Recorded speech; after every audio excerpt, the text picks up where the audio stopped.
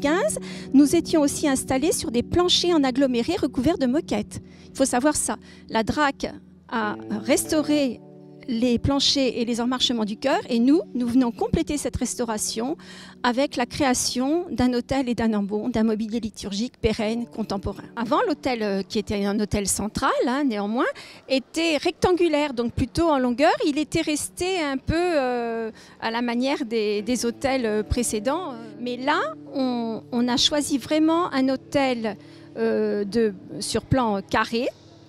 Il n'est pas cubique, il est un petit peu tronqué, en forme de trapèze, c'est-à-dire que les côtés s'élancent, il y a une direction verticale qui est donnée, très légère mais quand même, il est là, l'autel en attente du mystère qui sera célébré. Donc cet autel central là est vraiment fait pour la concélébration qui a été remis à l'honneur depuis Vatican II mais qui existait avant. L'ambon, qui est un bel ambon, mais néanmoins il est absolument identique au pupitre de l'animateur qui est de l'autre côté. Donc en fait un ambon est un lieu spécifique, un meuble spécifique qui devait avoir une présence liée à celle de l'autel. Au niveau liturgique, il y a 3 meubles importants qui font figure ensemble, l'autel, l'ambon et le lieu de la présidence et en l'occurrence dans une cathédrale, la cathèdre. Alors la cathèdre à Saint-Denis, c'est symboliquement et de façon significative le siège de Dagobert. Alors ce n'est pas exactement le siège de Dagobert du 7e siècle parce qu'il est au cabinet des médailles, mais c'est une copie, une très bonne copie en bronze qui a été faite au 19e siècle et qui sert de cathèdre.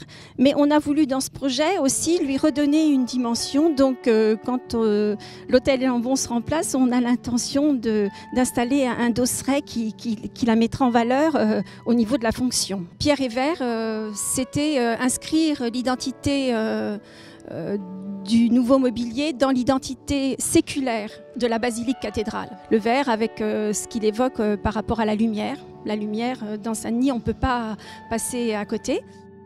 Dans notre programme, la commission d'art sacré et le comité de pilotage avaient souhaité, enfin pas seulement souhaité, demandé qu'il y ait un dispositif, sans donner plus de détails, qui redonnerait le lien entre la tombe de Denis et l'autel, donc en fait entre la crypte archéologique qui est sous l'autel depuis la fondation de la basilique, depuis que la tombe est installée sous l'autel en fait. Il y aura quelque chose qui va dire simplement ce qu'il en est de l'origine de la basilique. Quel autre signe plus fort que de donner à cette cathédrale, qui n'est cathédrale que depuis 50 ans, un mobilier liturgique à la hauteur des mobiliers liturgiques qu'on trouve dans la plupart de nos cathédrales, cathédrales qui le sont depuis le Moyen-Âge. La liturgie évolue avec la vie de l'Église, rien de commun même avec les liturgies qu'on avait il y a 50 ans, ou, voilà, avant-guerre. Voilà, c'est vrai que le mobilier, les formes changent avec la vie, en fait, avec la vie de l'Église et de la liturgie.